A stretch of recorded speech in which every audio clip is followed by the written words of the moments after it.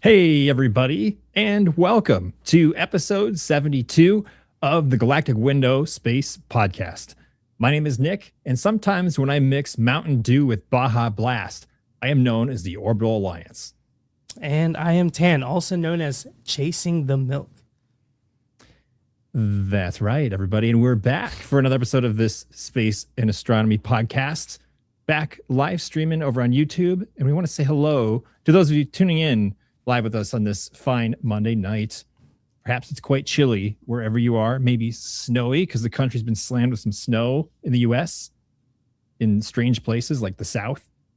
That's right. That's right. Who's all frozen here? Let us know. I see my friend Johnny jumping in here talking about Slurm. That's right. He caught the reference. Is that a Futurama thing? He says in the Slurm. chat, I was there when Nick discovered Slurm at T-Bell. This is a true story. He was. We both kind of concocted this together.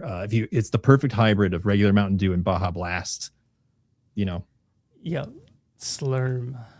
Like I said, we're going to talk about space and astronomy tonight, not chemistry. But man, Welcome dude, in, everyone. Tan, it's good to see you, brother. How you doing? I'm doing good. I'm trying to stay warm. Mm-hmm. It's not too crazy out here. I think it's like 0 degrees or pretty close to it right now, but not too bad. It's finally warming up. It's supposed to, I think, stay above 0 for the next day or so. Something like that. So I'll take it.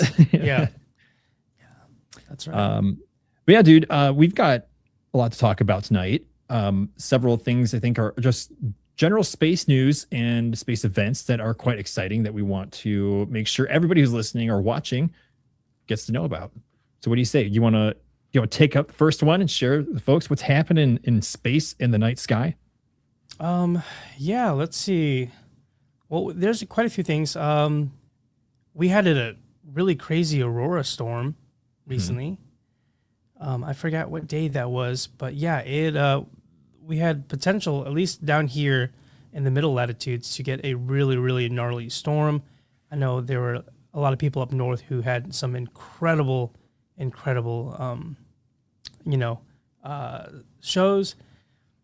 Yeah, I didn't get to see anything. I didn't see much. Yeah, I think it was a week ago because you were out in the field for the last episode. Monday. So Monday, and I think watching kind of the Aurora Chasers posts, that we follow, I think they were saying there was really solid Aurora shows the following Tuesday and Wednesday, maybe even further. I think it was just a constant barrage of energy, which was cool. And I was seeing, guys like Vincent Ledvina talking about how these were some of the best Aurora displays he's ever seen in his life, which is a really bold claim for someone like him who's been doing this for, I don't know what, 15, 20 years, something like that. And he's, I think you and I talked about it. I said, it's almost like, it's like pulling like an NFL player out of a game. And he was like, that's the best game I've ever played. It's like, well, how many games have you played football have you played in your life? Obviously a lot. Yeah. So like, it must be really good if that's the game you said was the best one ever. So like, that's how I kind of feel about guys like him talking about these Aurora shows. It's like, if that's the best one, then man, we had a heck of a week. Yeah, good for those guys. I'm sure he didn't sleep at all that night. Right. You just can't. Mm-mm. I kept peeking out. I saw nothing. I got nothing by me. So that was a bummer. Yeah. I think you and I both got scrubbed. We took one for the team, We got washed. I'm going to pin this real quick. Yeah. Tamara, member for 9 months. Hey, look at that. That is so awesome. Thank you so much, Princess Tamara. See you guys on the replay. That's commitment, not a subscription. It's true. That's super oh, fun. Man. We got another 8 month. Hey. 8 months from Tanzanite. Thank you so much. Tanzanite, you are awesome. Happy Monday, everyone. Super excited about tonight. Before we jump in, there's a few more space things that we can talk about. But yeah, grab some snacks and a drink as always, guys, because tonight's going to be a fun one. Mm-hmm. So if you were watching with us last week, we were talking about probably the one of the space events of a lifetime that's coming up in just Ooh. 2 weeks, possibly the launch of Artemis 2 and its crew around the moon. So the return of humans to lunar orbit, lunar influence, whatever you want to call it. um, Aiming for a window opening here of February 6th. So make sure you guys are watching all these streams. Here's the SLS rocket right here. Oop. Oh, we got that didn't work. We've got a couple pictures here. Tan, you want to fly through a bunch of those as we kind of talk about it? We put a whole episode up about it last week, which was super fun. We kind of broke down what's going to happen on the mission, what the rocket is, what the capsule is. But you guys, seriously, put it on your calendars, pay attention to NASA and their space news, everything that they do, because they're going to be sending humans to the moon, which is just absolutely wild. So historic, don't dismiss it. And most importantly, it's just something to be excited about, something to be joyful and excited about in life. And I think we all need that. So let's just tune into space, good time to be happy. That's right. That's right. Super excited, man. Good deal. Well, dude, what else? We got another big thing. You want to take that one? Yeah. March, we have a lunar eclipse coming up, and I don't know where exactly it's going to be visible. I know we'll be able to see it, most of us here in the US, but this one is going to be a really, really, I guess, late or early, depending on how you look at it. But I think totality for us, for at least me in St. Louis, is going to happen around 5 a.m., I think. So it's going to be just before the sun rises. And I'm excited. I don't remember when the last lunar eclipse was. It was like a year ago, I think. It was it was March last year. Oh, okay. I think, don't they have like 6-month increments though? Like when there's a way that they're grouped. Somebody in the chat, Blue, do you have an idea? You're smarter than me. Oh, that's cool. Yeah, I didn't know. Yeah, it's the way that kind of like measures out, I think, something to that effect. But I do know that it was March last year that we had one. But then there was another one, I think, that was in a different part of the world. Was it in the southern hemisphere? Yeah, I don't remember. We couldn't see it. So this one's happening. Sorry. No, go for it. Take it. I think it's happening March 2nd, going into the morning of the 3rd. So should be pretty cool. This is one of those things that we wanted to make sure you guys knew about, because lunar eclipse events, things like that, like it's easy to forget and then not know it's happening until the day of. And then now you haven't planned, especially for those of you who are photographers and you want to get your shots. If you haven't been kind of paying attention, it can slip by you. So we just want to put on your radar, about a month out. So you guys have a good heads up. That's right. AKA, this is a reminder for me because I'm going to forget. Same. I'm giving myself a reminder by talking about it.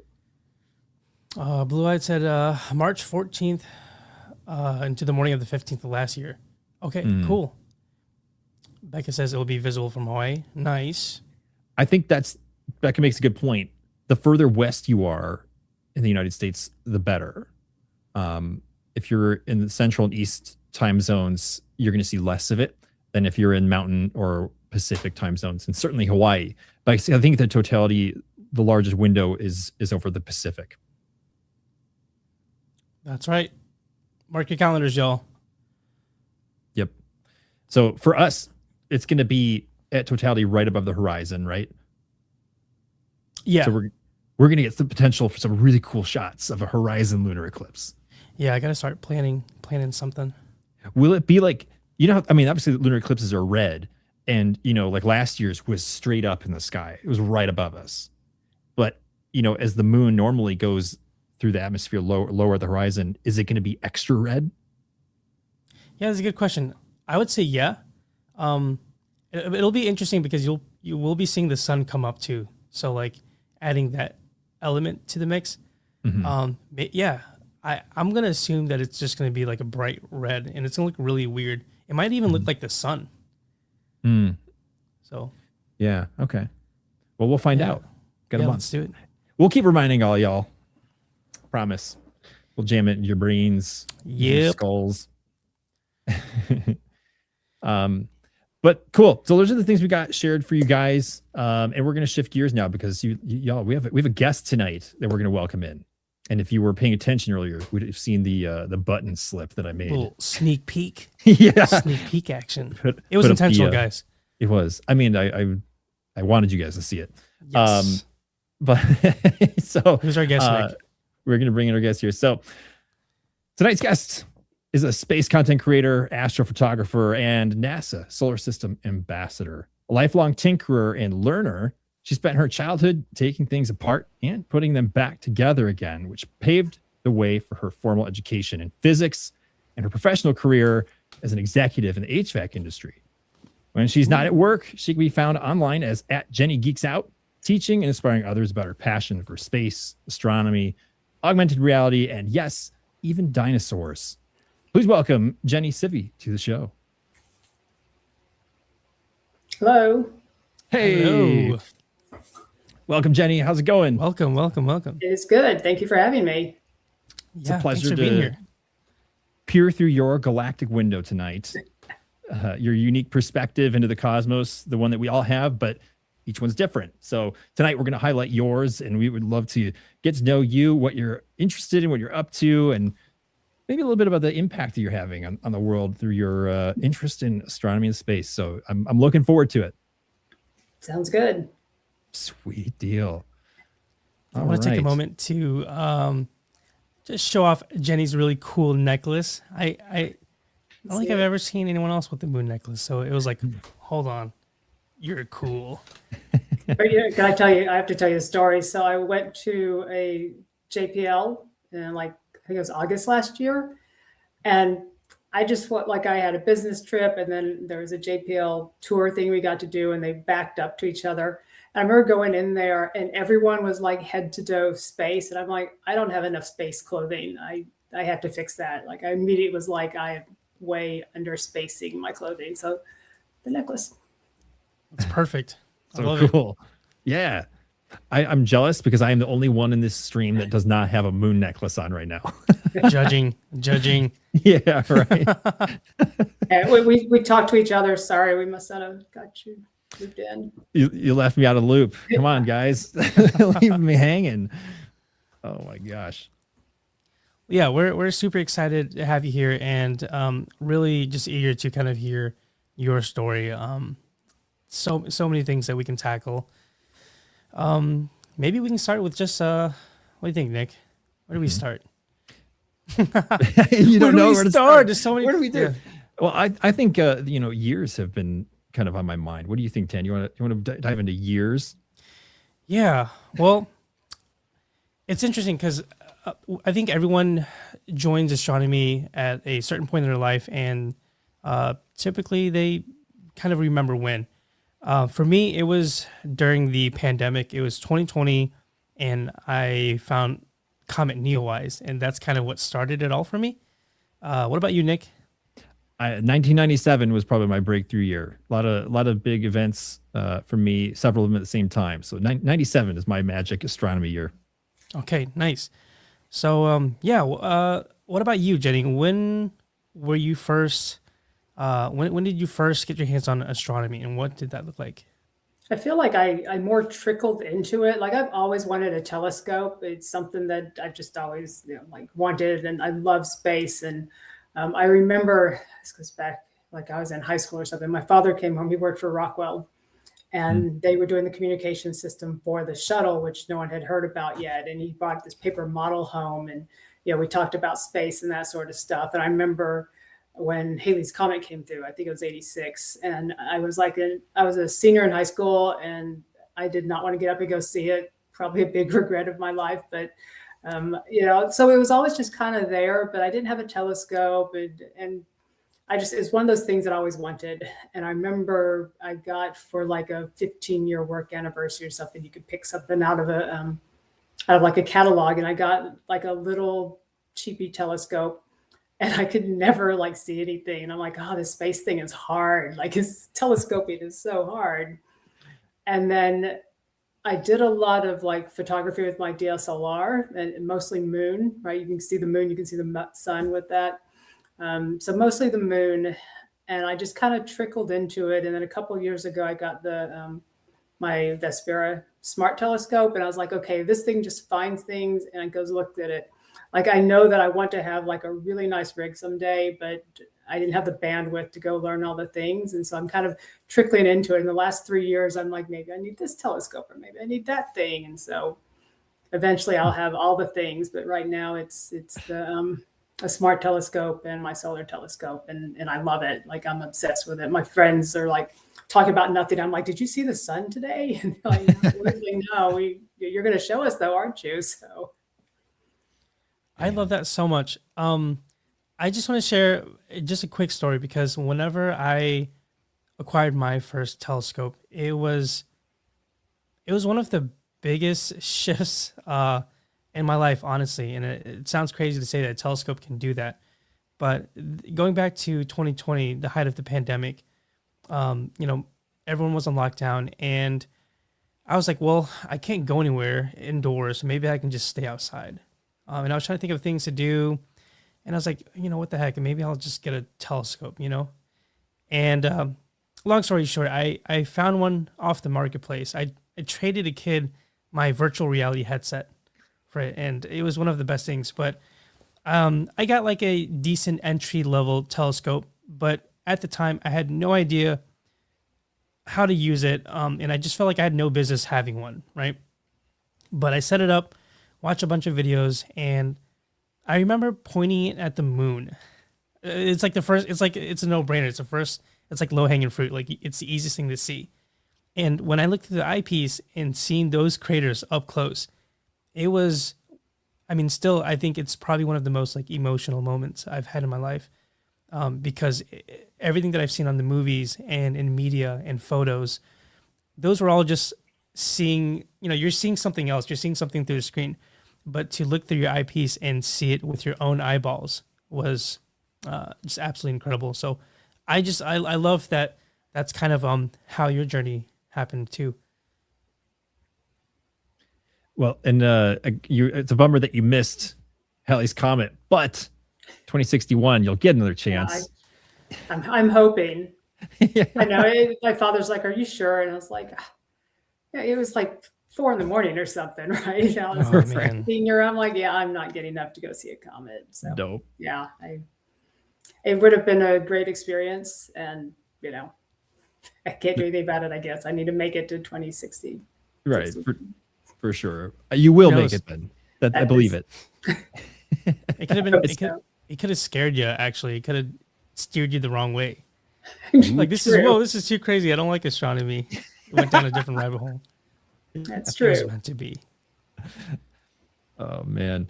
Well, you do some pretty incredible things, Jenny. We've been on the internet, coexisting in a space, the astronomy TikTok community, for some time. And it's awesome to see what you do. But one of the things that you are a part of is that you're a solar system ambassador for NASA, which is something I've looked into doing myself, but I'm excited to actually talk to one. Can you tell our audience what that is? Can you define it for us? And then tell us like what you do as an ambassador. Okay, yeah, and you should totally apply. It's just a great group of people, but so it's a volunteer program for community outreach. So it's presentations, like when the eclipse happened last year, I went and did a presentation at a local library. It's sometimes I take the solar telescope to a park, and we look at it, and I let people look at the sun safely. And so it's just really about community outreach and just talking about space and NASA missions. And I kind of stumbled in it. I had a TikTok video, and Kuiper Cat posted Kuiper Cat, "Hey, you should try this solar system ambassador thing." It's every year they bring on new people, and I'm like, okay. And so I just applied for it. I was like, whatever. I read about it. I'm like, this would be so cool. And it's funny because like maybe a month later, my workout partner at the gym, and he was like, "Hey, Kay from NASA, I talked to her." And I'm like, "Oh, that's cool." I was like, "I don't know who that is, but that's cool." And then like a week later, another friend was like, "Hey, I talked to a lady from NASA today." And I'm like, am I literally the only person who just doesn't know someone from NASA? Like, nothing clicked. I was like, that's just weird. I don't know why everybody's telling me about NASA people. And then like a week later, I get the email. And I'm like, oh, it's that solar system ambassador thing. I was like, oh, yay. So I was completely like, I applied and I was like, there's no way I'm getting this. I'll just apply and see what happens. And I did. And I love it. And the people I've met through it. And like I said, I got to go to JPL and do a tour. And that was like amazing. And it was kind of like we were all there going, we're just around our people. This is so cool. Yeah. It's a dream. That's dream come true level stuff. Going to Oh Jet yeah, Propulsion we Laboratory. sat like in the command center, right? You're like taking selfies, sitting there and watching all the satellites and all the stuff. It was way cool. Dude, mad jealous. Yeah, I mean, immediately I was drawn to like, well, what kind of people do you get to meet when you do this? So we've talked a little bit about getting to meet some other like ambassador level people at NASA, at JPL, but like when you're hosting events locally, like who shows up to these events? It's everyone. It was the 2023 eclipse. I just put on TikTok, hey, I'm going to be in this park next to this school. And I had like one person who didn't know me, who like knew me from TikTok, but not like didn't know me personally, show up. And I was like, it's like a person who saw me. It was like so cool.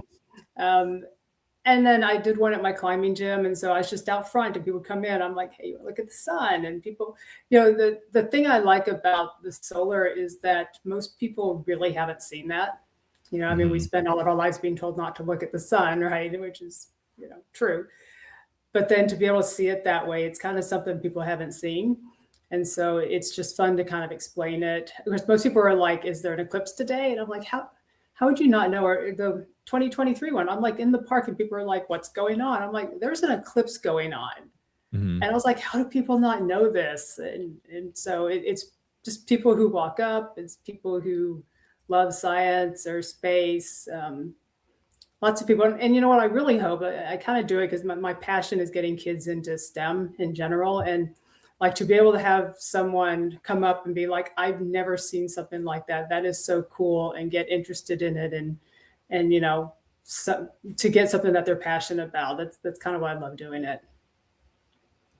Yeah. It's like, you never know when that return is going to pay out for a kid, That's a really huge honor. I do a little bit of our astronomy club does a lot of outreach, and before I got into an astronomy club, it was mostly observing with my friends around my age group and older. And whenever my astronomy club, they were looking for volunteers, they're like, yeah, you're gonna hang out with a bunch of kids and show them stuff.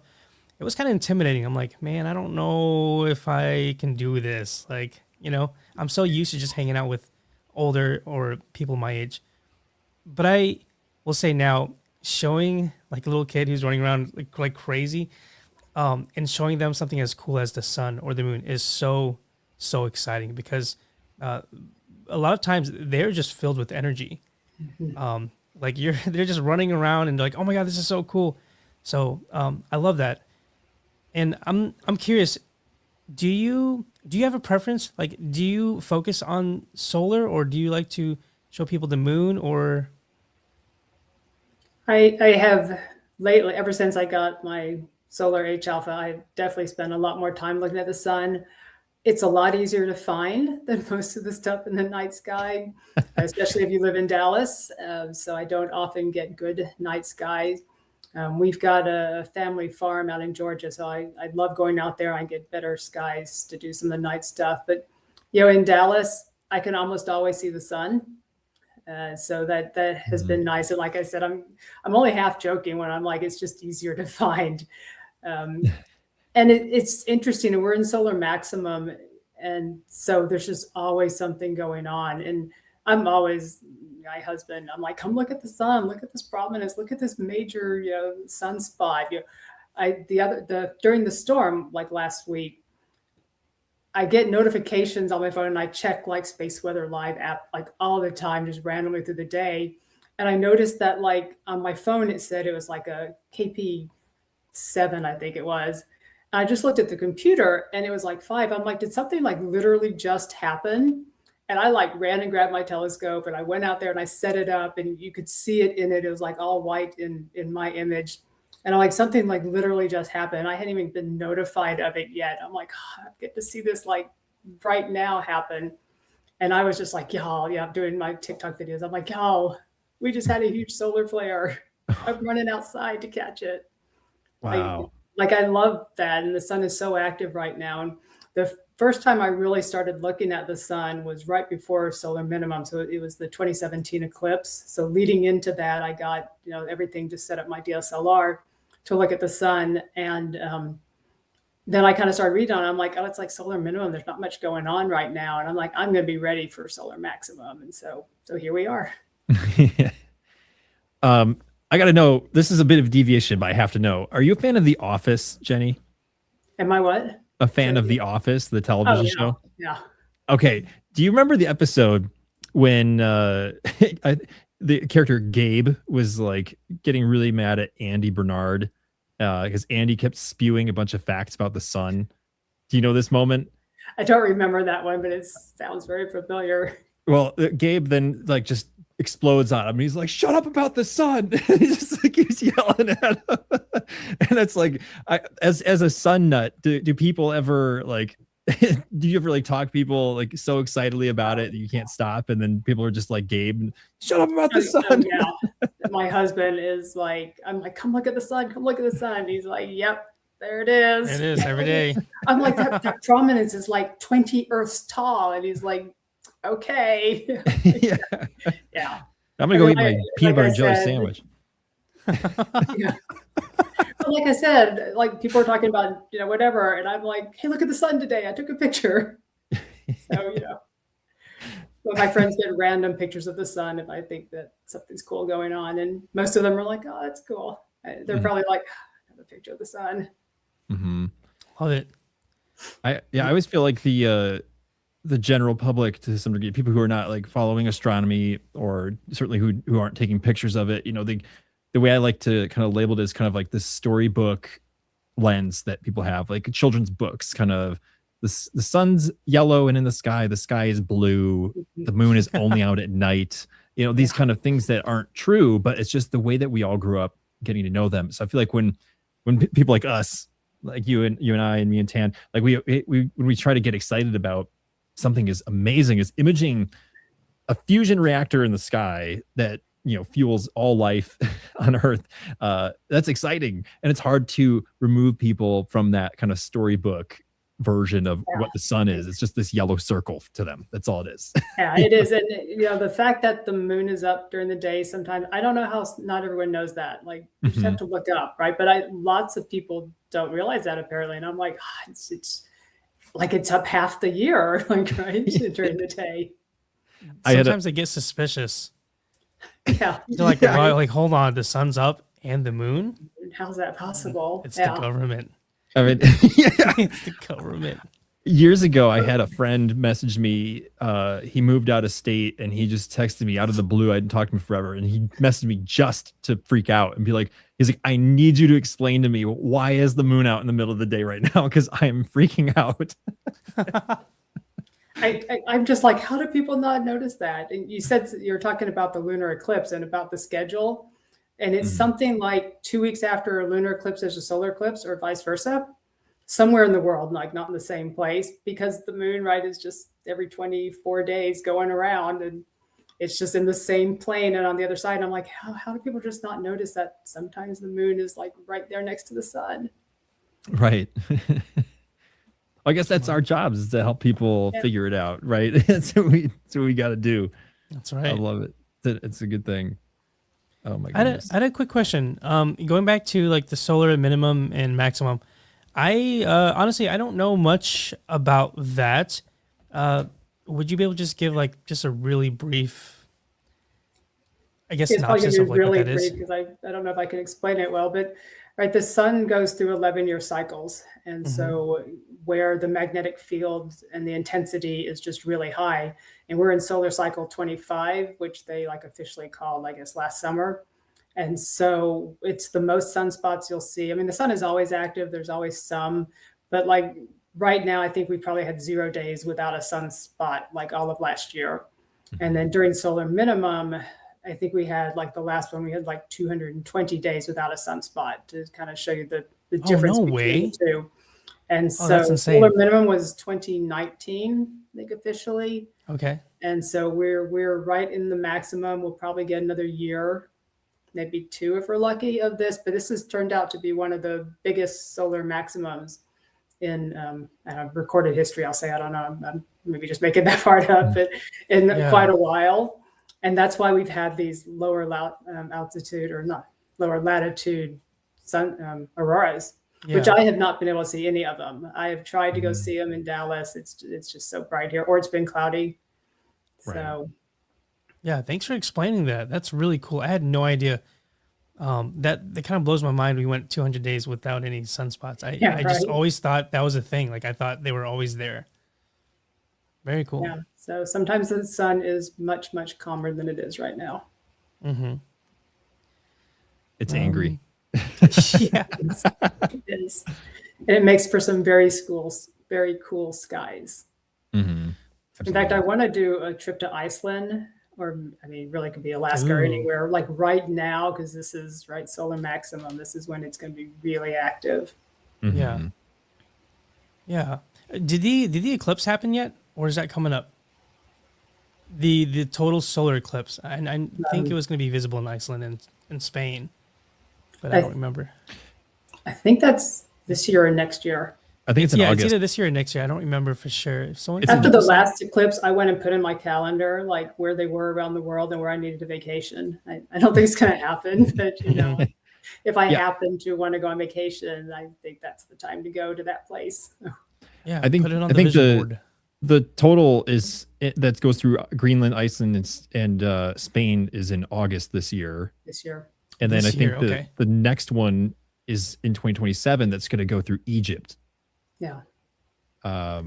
One of them, is it the Spain one or the Egypt one? It's gonna have like a 7-minute totality or something crazy like that. 7 minutes, dude. That's insane. Something long like that. I can't remember. I think it's next year's. Next year? Yeah. Okay. Yeah. I mean, can you imagine getting an eclipse with the pyramids in it in the shot? How cool is that? So insane. I mean, we've been lucky in Dallas. The last two, I mean, we had totality here. This one, the one before, was pretty close. The 2017, I think we had totality in Dallas. I can't remember now, but we've been pretty lucky for the last 3 big ones. Mm-hmm. Awesome. Yeah, it's a good time. Eclipses. So let's see, Jenny, I kind of want to shift gears here, and I'm really curious on. So like I think most amateur astronomers kind of have a way of like getting their fix of astronomy, and for me it's meteor showers. That's kind of like what gets me really, really excited. I will refuse to miss any meteor shower unless just my body gives in or something, or we get clouded out.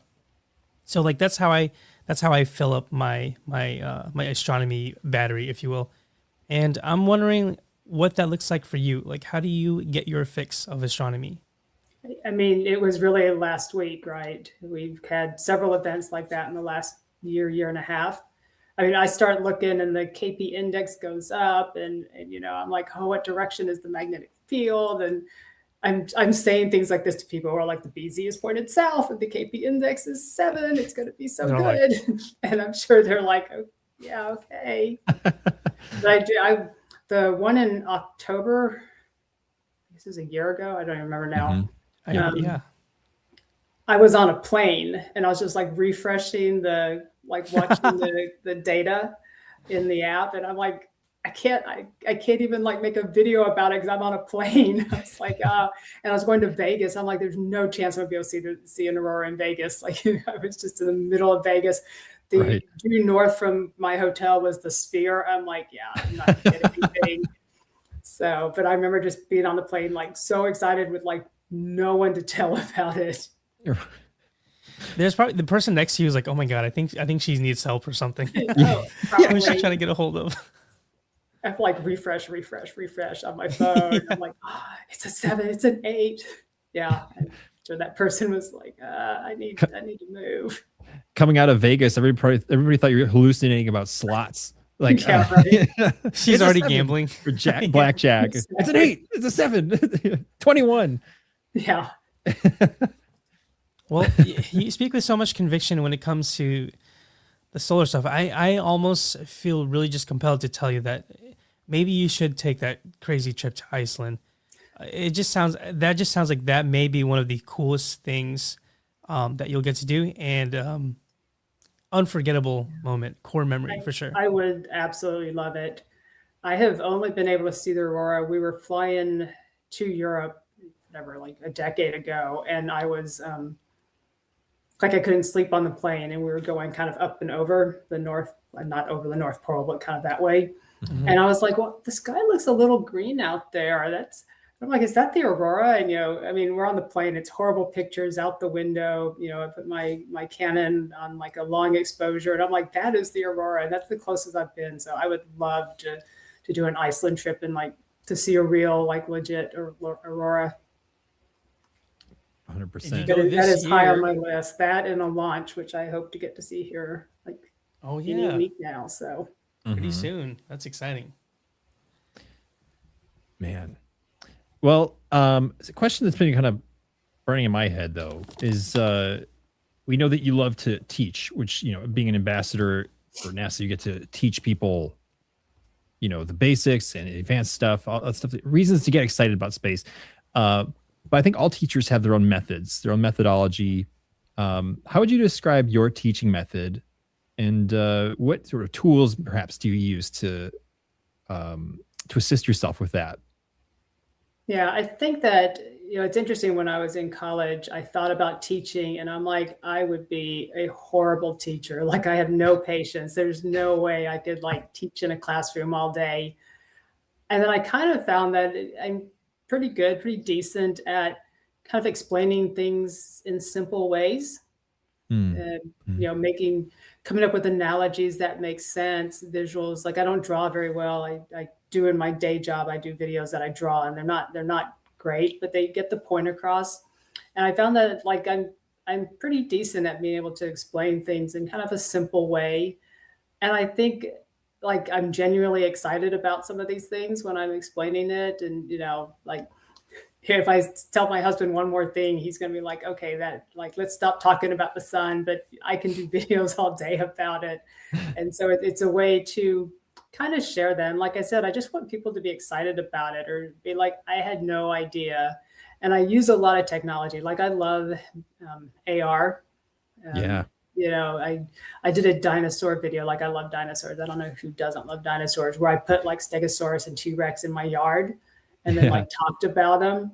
And I thought it was so cool. I like being able to play with technology and do things with technology, and to do like to put things together. I think one thing that I've found that I'm pretty good at is to kind of take things together and make like something bigger out of it. Like I'm not just going to stand and talk about dinosaurs. I found at the time it was just Google. You could just Google, Stegosaurus and then put it in your yard. And I'm like, I could do that.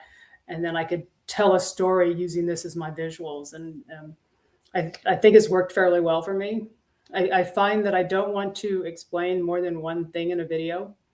Right. And Mhm. so if I have to go back and explain something else to get to the point, then there's probably like 2 videos there that I need to do. And I try to keep just like little snippets of content or of information. I love Wow. that. I'm gonna quote The Office again because I'm a nerd. Do you remember when Michael Scott explains the KISS method, the keep it simple, stupid? Like it sounds like you kind of employ that Yeah. with yourself as a reminder, Mhm. just like, hey, yeah, simplify, right? Definitely. Mm-hmm. I like that. I feel like we had a really nice glimpse into kind of like how your brain works through the lens of like a content creator. And like myself, I think you kind of just solved one of my biggest problems, and that is just simplifying stuff. Sometimes when I try to like conceptualize an idea to start to finish, I get really excited about something. I start and then I say, oh well, I think I need to talk about this. So, and it kind of just throws everything off. Yeah. Whereas you, it just seems like seems like if you just keep it simple and you just focus on one thing, that's all you have to worry about. So that's super helpful. Yeah, I found it's just a really good way to break it down. Like I don't want to go off on these tangents of things. I want to talk about something and it needs to lead into the next thing. And so sometimes what I think the thing I want to talk about is probably the third thing, but I have to kind of set it up and do it. And I don't know that people have the bandwidth, I mean, especially not on TikTok, to listen to me lead up to something across 4 minutes of video or whatever. That makes sense. Totally. So are a lot of your videos on TikTok educational? They are primarily educational. Like I'm explaining something. I mean, every now and then, like the last couple, I've done several around Artemis too. And, let's go look at the SLS, or let's go look at the rocket, or, I put it in my circle and like, let's look and walk around it and then we'll talk about it. So I try to be educational. I try to teach someone something. I feel like I'm not really good of just like some people. That is definitely not my thing, not my skill. It took me a long time to get to the point where I would do videos or like be in videos. Mm-hmm. What would you say is the most ambitious video you've ever made for social media? Oh, I feel like all of my first ones were really ambitious for me. I set a goal, and I don't remember what year it was, and I'm like, you know what, I'm going to be on camera, and I hate it. I watch all my videos once and only once. I edit it, I walk through it, and I'm like, I never want to see myself again. And it's weird because I've done throughout my career lots and lots of presentations, and I know that that's just what I look like. And then me seeing it, like it's no different, but for some reason it is, and it took me a long time to get around it. I think the ambitious stuff is the stuff I want to do. I want to become better at editing, and I want to be able to incorporate bigger things into it, or just better editing, like I'm sketching stuff or whatever. I want to like take it all up a notch. That's really what I want to kind of figure out how to do this year. Because I feel like a lot of the stuff I've done is like within my comfort zone, I guess, right? Other than having to get on camera once I got there, I'm like, I like to talk about this thing and I'm excited about that thing. Like I want to make make sure the videos are engaging, that people will stay and watch them, right? Because I have something to tell or teach, and I want to get them to the point where they hear that. Do you feel like there has been a video where you posted it and then you were like, this is not going to go anywhere, but then it blew up? Has that ever happened to you? I tell you, the first video I had blow up was about hay spontaneously combusting. Like that was my first viral video, yeah. And I was standing, like I think I said earlier, that we've got a family farm in Georgia, and I was standing in front of a hay bale, and I was like, hey. Right, and then I start talking, and that one took off. Like I was shocked that people were like sharing that, and I was like, "It's about hay." Like seriously. So you never know, right? Yeah, it's very unexpected. That's it's weird how it's just weird how that happens. You could put your blood and sweat into a video and think it's one of the greatest videos that you've ever made. And it falls on like deaf ears, crickets, and making a video about hay, can go viral. Oh, there are things that I'm so excited about. I'm like, I'm going to post this video and people are going to love it. And then it's like nothing, right? And then you have hay. I mean, my biggest video so far is about how all reindeers are female. So, or Santa's reindeers are female. It was like a little short video I made one Christmas, and it's like gone crazy. So you never know. Right. This is news for me. Right. Only the female reindeer keep their antlers at Christmas time. So, so all of Santa's reindeers would be female. Interesting. Like that was like the video. It was like, it wasn't even 30 seconds. Like I basically said that and I explained the antler thing, and that was it. Chat, do you guys know this? This is the first time I've ever heard of it. You're right. My mind is blown. I am full of like random information that will probably never become useful in life. But It's Except useful for now. when You're it's trivia. teaching me. there you Yeah. go. Yeah. Oh, Caitlin in the chat said, I am the Hey King Dwight reference. There's another Office reference for you. I love Yeah. that. Nice. That's funny. It's going to be constant So, references. I'm really curious. You have a bunch of dinosaurs behind you, and you did mention that you like dinosaurs. Why dinosaurs? I just think dinosaurs are cool. I mean, I can't. They're just like, who doesn't like dinosaurs? I don't know. I just think they're so cool. I've always loved science. I've always, like I love going to the science museum and doing things like that. I just think dinosaurs are cool. I don't know even half of what probably like my 5-year-old nephew knows about them. I just think they're really cool though. And just to imagine a world where they were like roaming around and they're huge and all that, it's just crazy to me. So, what do you enjoy most about dinosaurs? Is it reading about them? Have you gone on an expedition in a dig site? Do you want to do something like that one day? Like, kind of how do you exercise this passion? I would love to do that. Mostly, I'm exercising it through like 3D dinosaurs that I don't need. Everybody needs them. I know they're everywhere. I'm trying to remember where I was now. We were I cannot remember where this was at all, but we were there and it was like a partially excavated dig site, right? Like you could kind of tour through and it was just so cool. And I was like, look at this, look at that. I turned into a 5-year-old just pointing at things. And then, like I said, like every 5-year-old kid around me was like spewing facts that I didn't know. So That's awesome. I don't know. I just get excited about dinosaurs and space and all that. I feel like you should just always be curious and want to learn more. And I say to my husband all the time, like, this is fascinating. He's like, yeah, that's fascinating. I'm like, no, isn't that fascinating? I'm like, why is that not fascinating? Like, dinosaurs are so cool. Space is so cool. So, which is why my online name is JennyGeeksOut, because it's literally everything. That's amazing. Perfect. Yeah. Yeah, it's required. Yeah. Well, I think we're at this point chomping at the bit, absolute pun intended, to know what your favorite dinosaur is. I mean, I feel like it's kind of boring. Like, I love T-Rex and it's great.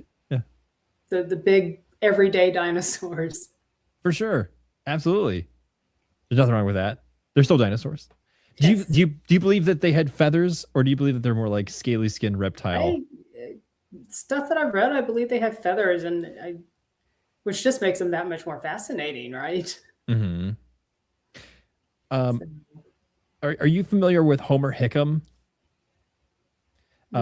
He's an author, but he wrote his I guess it's a memoir. It's not an autobiography. It's a memoir.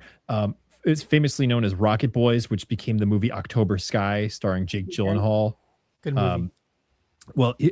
Homer's real, of course, and he worked at NASA in the space shuttle program for many years, and he's pretty active on social media still.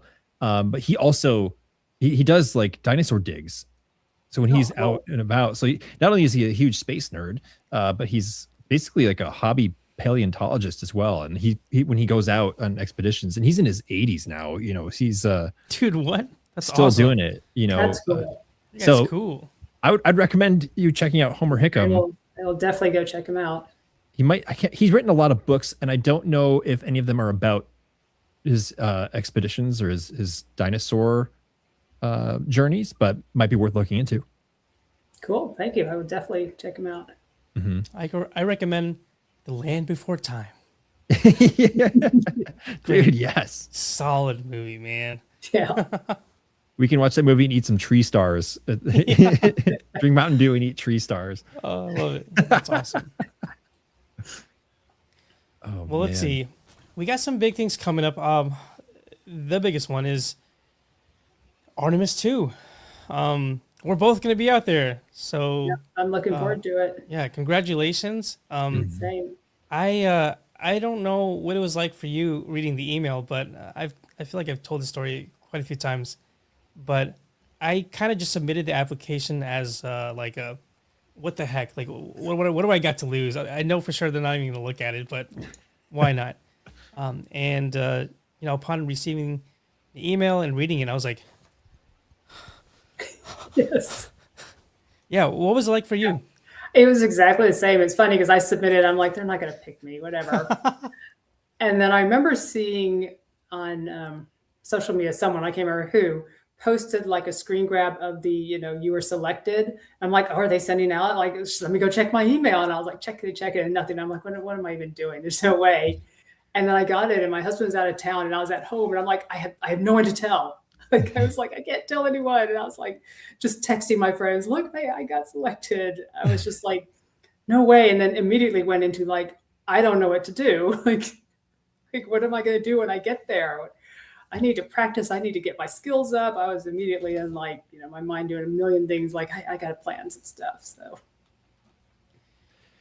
Yeah. Really incredible. Yeah. I'm going to just ditto Tan on that. Huge congratulations. Really excited to see what you do with it. And I can't wait to hear all the stories, Thank you.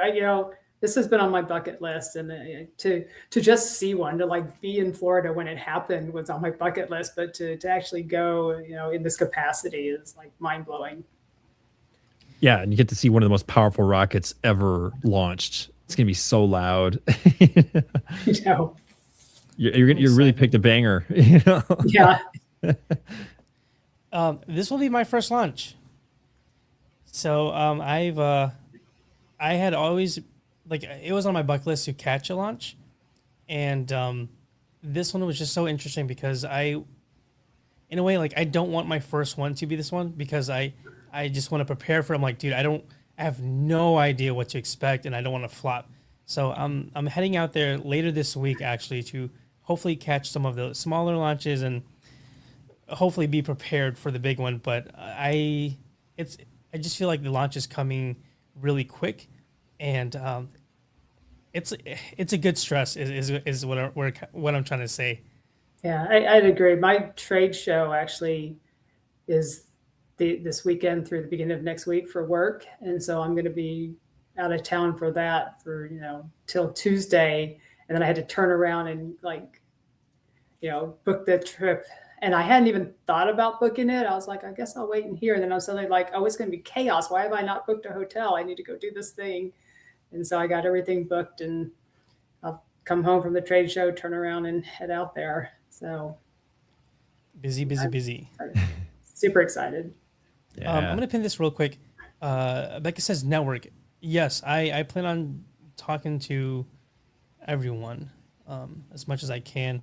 I don't really know what to expect. I'd imagine we're both kind of in the same, shoe here. Where we're just like, well, we have an idea of what we think is going to happen, but until we're sitting there like on the earth, we don't really know what's going on or what to expect.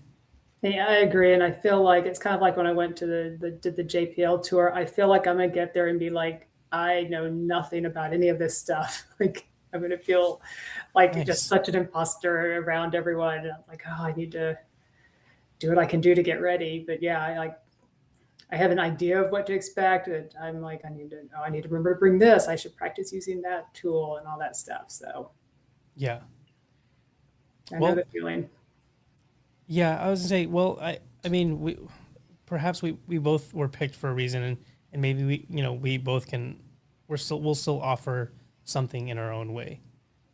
So let's enjoy this historic moment as much as we can. Definitely. Well, at least you guys know that there will be somebody that you've connected with somebody ahead of time, so you guys will have someone to look for. You won't be like cold turkey, not know anybody. You're like, hey, old friend. Yeah, if things get weird, we can just like huddle, just hang out. I'm like, okay, at least I know someone. Yeah, exactly. Well, and also, do you know Andrew McCarthy, Jenny? Do you know who he is? I know who he is. Yes. Yeah, he got selected as well, and he's also been a guest on our show as well. So like, you can connect with him. Like, hey, we've both been on the Galactic Windows Space podcast. So there's a triangle now. There we go. Right. Yeah. Well, on the note of Artemis, I want to know too, with humans, returning to the moon, like that's such a huge thing with the Artemis program. It's obviously going to change the course of humanity and the way we kind of perceive stuff. But I want to know, Jenny, like, how is that going to change you? I don't know. I think it's like I was born right after the moon launch started, like all of that. I don't know. It's like you look at it every night or during the day, and just to know that someone will be up there, out there. And one of my favorite space facts is that every planet will fit between here and the moon. And that it's mind blowing to me because you look at it and it's kind of like just right there. And then to realize how far away it is and that there'll be people there.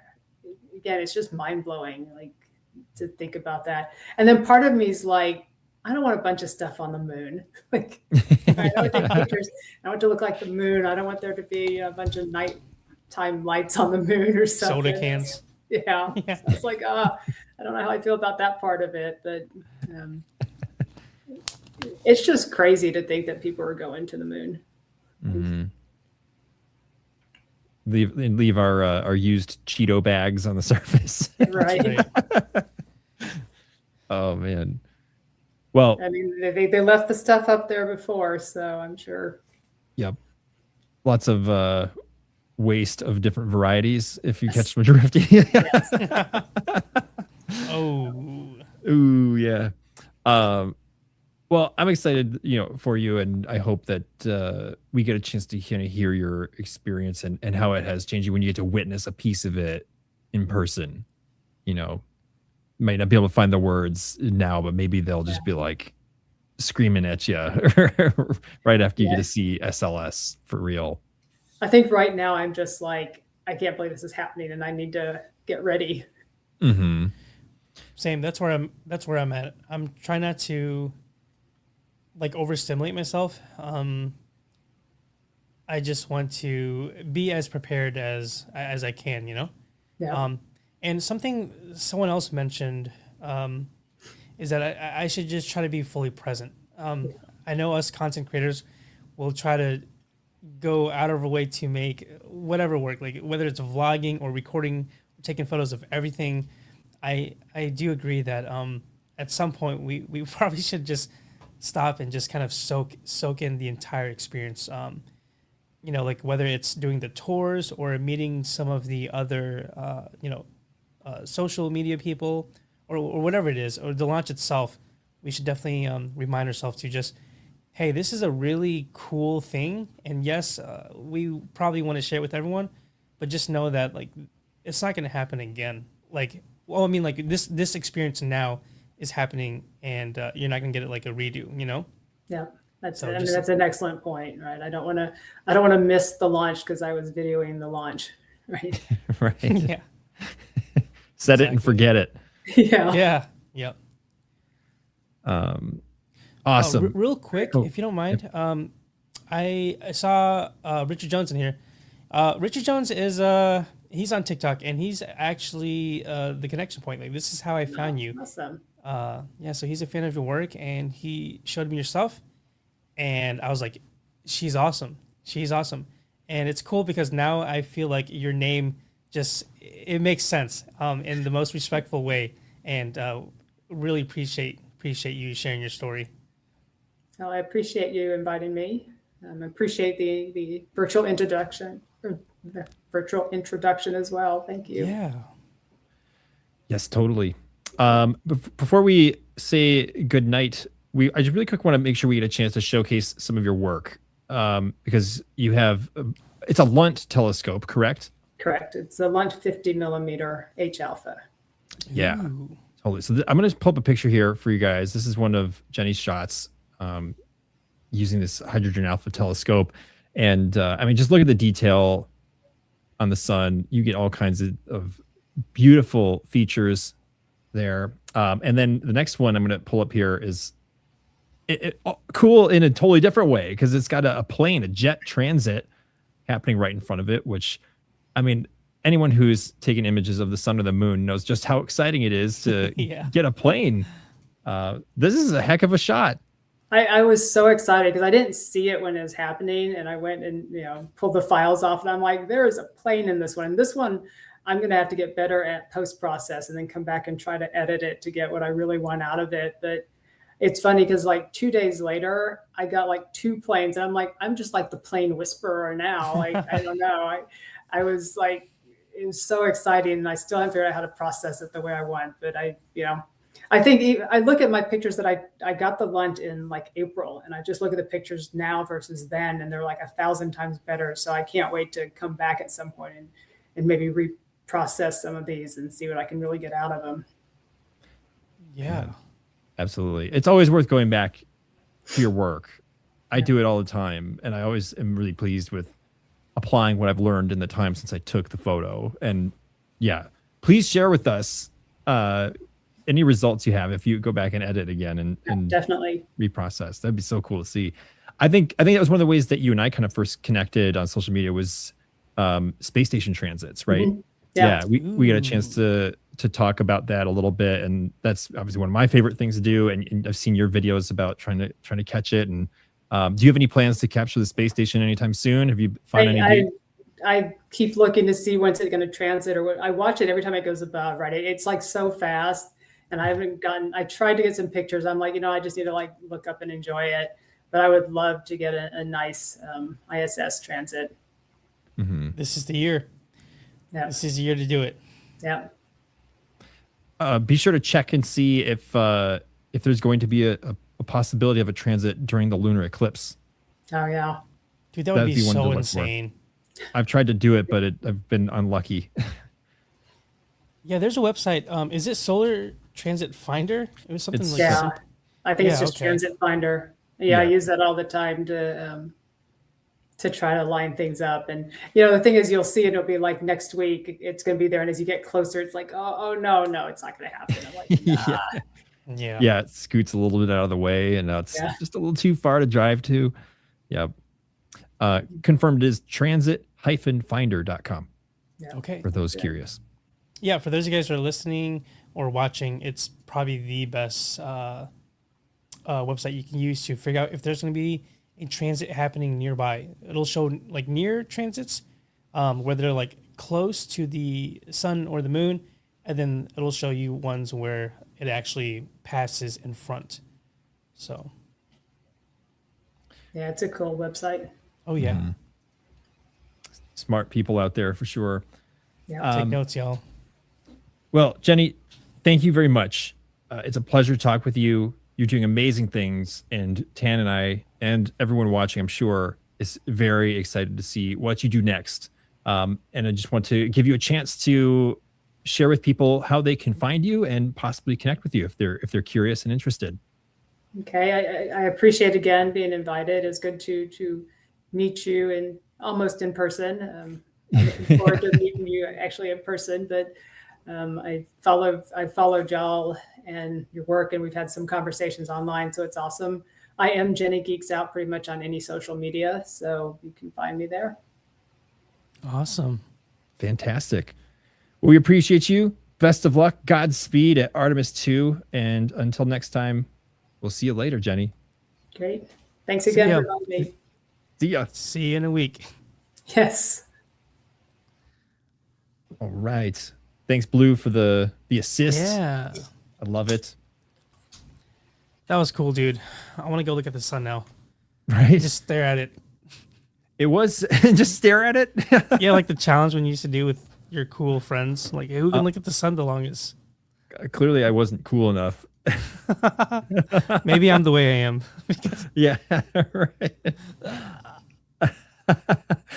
Oh man.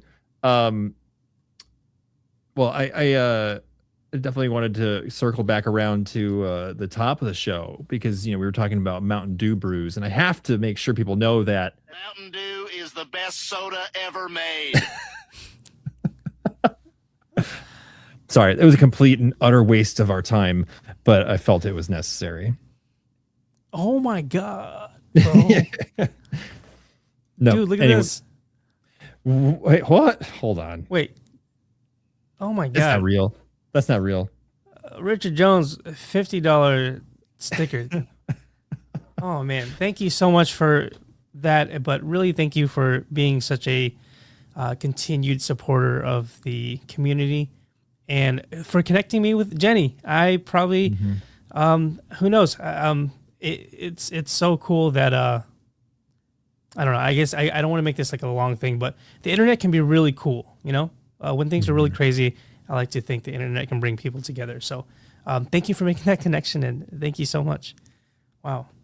Thank you so much, Richard Jones. Greatly appreciated. Love Also, love it Mountain so Dew much. is the best soda. Mountain Dew is the best soda ever made. Yeah. Yeah, man, what a great conversation. And yeah, an example of just a high class human being, high quality, and somebody who's just passionate about what they love, what's at the core of themselves, and is acting. I think that's really what isn't life about action, right? Like just identifying those things that are at your core and then moving with them. And I think Jenny is one of those people, and it's cool to see, her example. And, I'm inspired by her work and the teaching, the opportunities that she's had. And that's getting me excited to go do more for myself and to get more in tune with, what I enjoy. And I hope you guys who are watching tonight feel the same way. It's the whole reason why we bring guests on, is to help you guys just sort of find a little bit more about yourself through the eyes of someone else, Well said, Nick. Well said. I'm pumped up too, man. It's there's something about being around someone who is just really just passionate about what they do. And of course, maybe we're a little biased because we love space and astronomy, but whenever you find that other person who's just equally excited about space, it's really hard just to sit there and not feel any bit of emotion around it. It's like, oh, dude, well, now I want to go look at the moon. Now I want to stream. Now I want to do this. And I think now I am just even more in a good way, stressed about Artemis because I'm just even more excited about it. I'm making checklists and I'm trying to figure out I don't know. I'm super excited, man. Super pumped. Mm-hmm. Well, yeah, you guys are going to do just fine. I have full confidence. Appreciate it. Mm-hmm. Nice. Well, you guys, this was a super fun one. Thanks for tuning in to the show tonight for episode 72. I can't believe we're at 72. That's insane. That's right. We're climbing. We're 12 episodes deep into season 3 already. It's flying by. Mm-hmm. I'm excited for episode 75. I'm feeling good about episode 75 coming up. Why 75? It's just like it's like the 3/4 mark. Okay. It's a big milestone. We should throw a little party. All right. Will there be Mountain Dew? Yeah, and also nice. Some Taco Bell. Maybe we should. Well, if you're going to be possibly down in Kennedy. Oh, yeah, that's right. I should East mention Coast. that. Yeah. So next week, episode 73, I will be out in Florida. So the setup probably won't look as cool, as I have it now. But the show must go on. So just know that I'll be out there, and hopefully I'll have some really cool stories to share with you guys next week. Mm-hmm. Becca says Nick's skipping right over 2 episodes. Yeah, we're not going to worry about episodes 73 and 74. I really don't mind. They're not important. 75. Don't even show 75. up for the next one. Yeah, you guys take a 2-week vacation.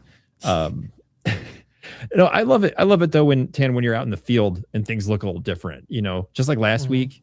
The production value is not the only thing. It's about adventuring and living life, and that's what you've been doing. And I think it's always cool when you're in the field.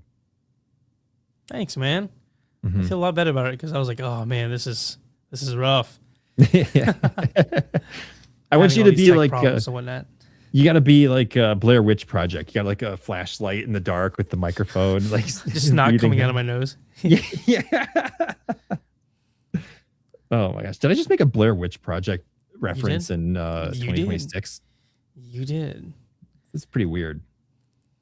I love it. Richard Jones says, she's awesome. The sun, the moon, and the stars. Love my connections. I love that so much. Thank you for sharing that. I feel like we need to dubbed Richard Jones the nickname of the Conduit. Ooh, yeah. How do you feel about that? Richard the Conduit Jones. He just connects. Yes. He's the throughway. Yeah. Yeah, yeah. Us oldies get it.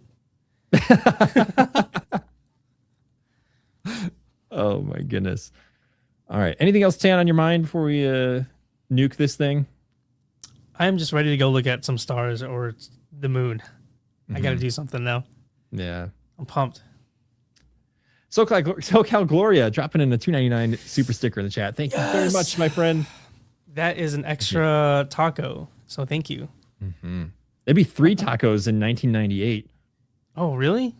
They used to do 99-cent tacos. I remember that from Jack in the Box. Do you guys have those?